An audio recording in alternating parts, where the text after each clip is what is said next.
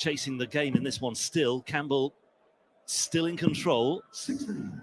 But you just wonder whether Campbell maintain the standards that he set early on when he was averaging 120 odd after 2 legs. Yeah, that's the thing. He's had 4 attempts at a double and he's been very efficient.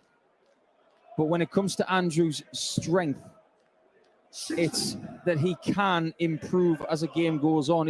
He's got different levels now. In previous times, he's had a big game and a somewhat scratchy game. His lowest average on the European Tour is around 66. It tells you.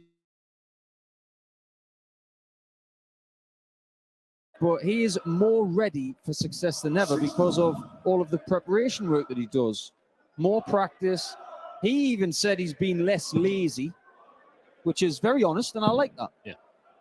Because sometimes you've got to look in the mirror. You've got to be honest with yourself about what you're doing. Is it enough for success? He said no, and he's put it right.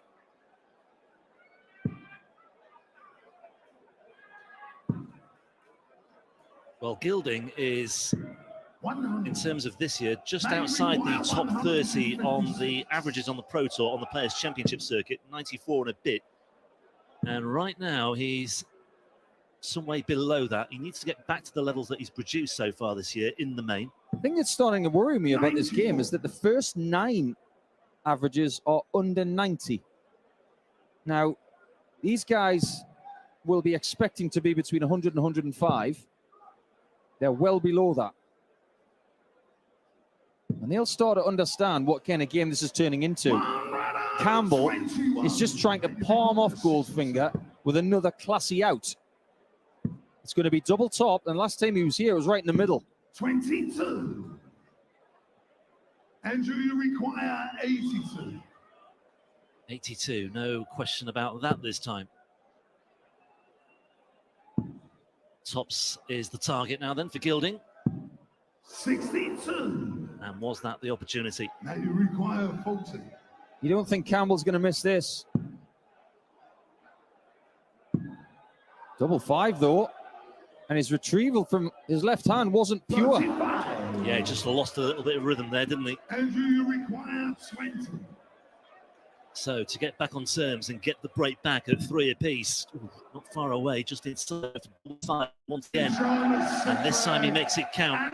And, well, it has all the ingredients, I think, of another 6-5 special. We saw a few of those yesterday, didn't we? Yes, we did. And that last dart was a beauty from Andrew, but the one before it, it was perilously close to that single 15 or even the double 15, which would have bust the shot. 41. I've got to say, Paul, as well, here we are halfway through the opening match of the day, and I am already in our commentary area, already beginning to feel the heat. I may have to go and get changed later on, I think. Yeah, I'm glad I brought a change of clothes for tonight. I am not going to be wearing this jacket very much today, that's for sure. But I think the hardest task today belongs to the players as we get our first thumbs up. I mean, it was warm on stage yesterday when it was chilly outside. Heaven knows what it's going to be like later on tonight. Under the lights, under the bright lights in the Steiermark Halle. Very much like the famous song, there's going to be 16 players saying, "Heaven knows I'm miserable now." And I don't think Barney will be wearing those sleeves as he was yesterday either. Yeah, that was fascinating, wasn't it? He was cold in the practice room and then he was too hot on the stage. But he has the experience of the stage, whereas 16 players today are in for a bit of a surprise. But then again, you talk about green jacket holders, Jonny Clayton and Michael van Gerwen, who's got a couple of them. They know how to do it here in Graz. And just cast your mind back to the first time that we ever came here in 2018. And the first person to be the MC here in Graz was the referee in this match, Russ Bray.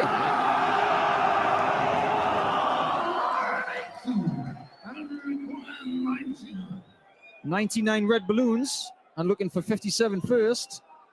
Now he goes north and doesn't get the first tops. And that's a lazy dart from Andrew. That's not like him. Not like him at all. Campbell 45 for the instant break back. Double 16. Game shot. And there we go. He's back in control once again. Bit of consensus on Twitter as well that Gilding was on 1-2-1. He scored 81 to leave 40. That's not a confirmed. That does seem to be the general consensus amongst many that I can see on the social media pages. But like I say, we'll clarify that in due course. So what we're saying, before we apportion any blame. Andrew Gilding is so good he won the leg twice.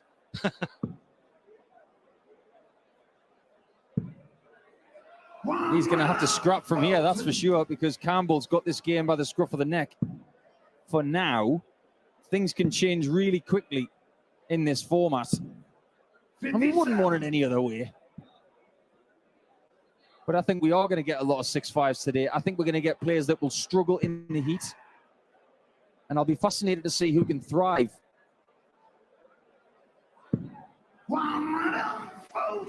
Yeah, Campbell just about shading the averages. I mean, you look at it, he's had 2 14 dart breaks and the 11 darter. 134. But the finishing, 4 from 9. I mean, it's hard to see how the average isn't, or the gap between the average isn't a bit greater than that. Yeah, I know what you mean. Because the winning legs for Campbell, when you break them down, it's a world-class performance when he's won a leg. 14, 11, 16, and 14. But you can see where Gilding has been a little bit fragile. 17, 19, and 20. 59. That's not his usual level. And I have to say it, there was a warning sign for this in the qualifiers earlier in the week, because he did have a game where he lost, and his average was sub 80. Yeah.